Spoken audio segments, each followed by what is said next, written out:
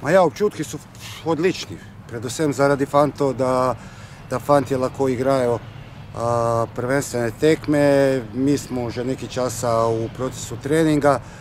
Cirka pol leta je prošlo od zadnje prvenstvene tekme proti Olimpiji doma in res se veselimo te tekme. V principu veselimo se nadaljevanja prvenstva in veselimo se zaradi tega, ker bojo fantje, ki najbolj potrebujejo tekme, bojo imali prvenstvene tekme.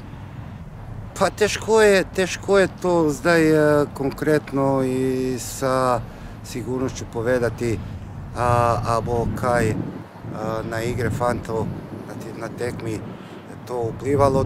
Na to vprašanje lahko odgovorimo recimo na koncu prvenstva, kjer imamo še 11 kola, ampak v principu, ko sama pomisla, da so fantje imali 8 tekmi v celom letu 2020 prvenstvenih, govorimo prvenstvenih v njihovom najbolj občutljivom periodu nogometne karijere v razvoju, v temu, da rabi čim več tekam.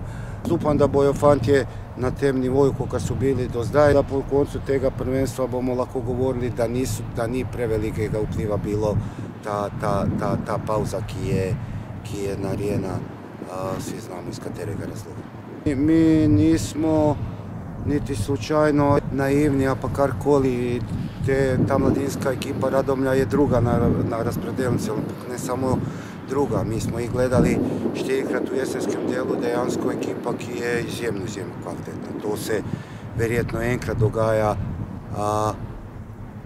taka ekipa, da se zgodi v Radomlju, ampak tako je, kako je. To pomeni, da se sastaje prvi in drugi, da samim tim pričakujemo zelo težko tekmo, apsolutno zelo težko tekmo. Glih iz tega razloga, ker smo tudi povedali, da smo tolika pauza od zadnje tekme, bojo treningi, ne bojo treningi. V letu 2028 tekmi govorim i za Domžale, i za Radomlje, i za vsako ekipu in ne vemo v kakšnem stanju bomo, ampak sigurno, da su fantje na treningu bili prizadevni, sigurno da bojo fantje šli na tekmu da zmagaju i sigurno je da mora imati samo zavest, jer mi smo Domžale, mi smo prvi na razpredelnici, mi smo, ne vem, 7-krat prvaki bili do zdaj, govorim na pamet, ko da fantje tega se zavedaju, fantje bojo šli na tekmu ko favoriti, moraju biti, morali bojo znati to prenesti u svo dužno poštovanje do Radomlja, še enkrat kako to, kaj su naredili.